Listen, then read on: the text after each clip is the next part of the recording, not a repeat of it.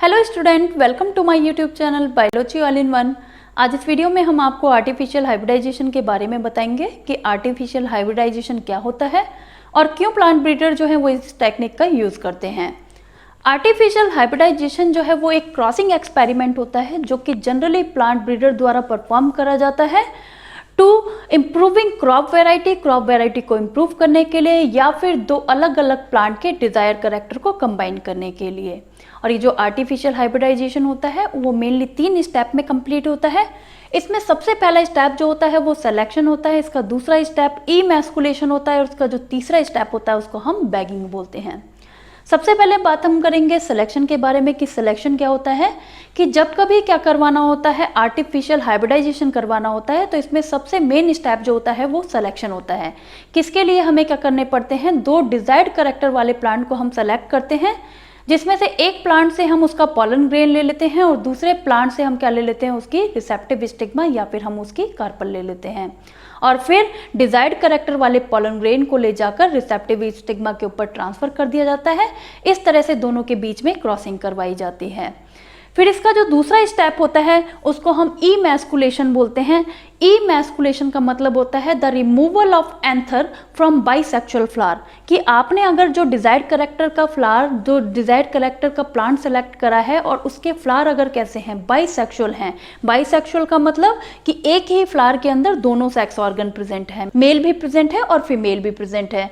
तो ऐसे में क्या करना पड़ता है, इमैस्कुलेशन करना पड़ता है। इमैस्कुलेशन का मतलब है उस बाइसेक्सुअल फ्लावर में से इन एंथर को रिमूव करा जाता है। और ये एंथर का जो रिमूवल होता है वो 2 तरह से कर सकते हैं, या तो with the help of forcep कर सकते हैं या फिर with the help of scissor करते हैं। और before the dehiscence of anther, anther के फटने से पहले ही एंथर को रिमूव कर देते हैं ताकि ये जो स्टिग्मा है वो इन एंथर से जो है वो पॉलिनेट ना हो। तो इसलिए क्या करते हैं, इन पॉलन ग्रेन को सबसे पहले क्या कर दिया जाता है, इस बाइसेक्सुअल फ्लावर में से रिमूव कर दिया जाता है।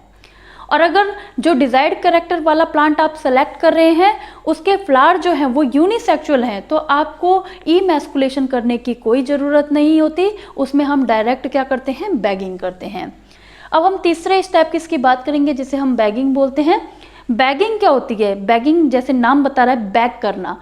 तो जब हम क्या करते हैं, इस बाइसेक्सुअल फ्लावर में से एंथर को रिमूव कर देते हैं तो ये जो स्टिग्मा है, इस फ्लावर में प्रेजेंट जो कार्पल है और उसकी स्टिग्मा जो है वो किसी दूसरे पॉलन ग्रेन से, अनवांटेड पॉलन ग्रेन से कंटामिनेट ना हो, इसलिए क्या करा जाता है, उस फ्लावर को जिसमें से एंथर को रिमूव कर दिया गया है उस फ्लावर को एक बटर पेपर एनवलप की हेल्प से कवर कर देते हैं।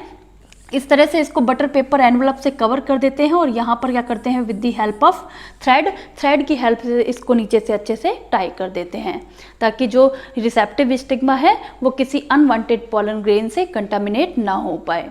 फिर उसके बाद क्या करते हैं, डिजायर्ड कैरेक्टर वाला पॉलन ग्रेन जो है उसको लेकर आते हैं और इस स्टिग्मा के ऊपर स्प्रेड कर देते हैं। उस डिजायर्ड कैरेक्टर वाले पॉलन ग्रेन से इस स्टिग्मा को पॉलिनेट करते हैं और आफ्टर पॉलिनेशन, जब हमने डिजायर्ड कैरेक्टर वाले पॉलन ग्रेन से इसे पॉलिनेट कर दिया तो उसके बाद क्या करते हैं, इस फ्लावर को फिर से रीबैग कर देते हैं और इसको तब तक रीबैग रहने देते हैं कि जब तक ये जो फ्लावर है वो फ्रूट में कन्वर्ट नहीं हो जाता। इस तरह से आर्टिफिशियल हाइब्रिडाइजेशन परफॉर्म करा जाता है। आई होप दोस्तों आपको ये वीडियो समझ आया है। अगर ये वीडियो आपको समझ आया है तो इस वीडियो को लाइक और शेयर करें और हमारे चैनल को सब्सक्राइब करें। Thank you.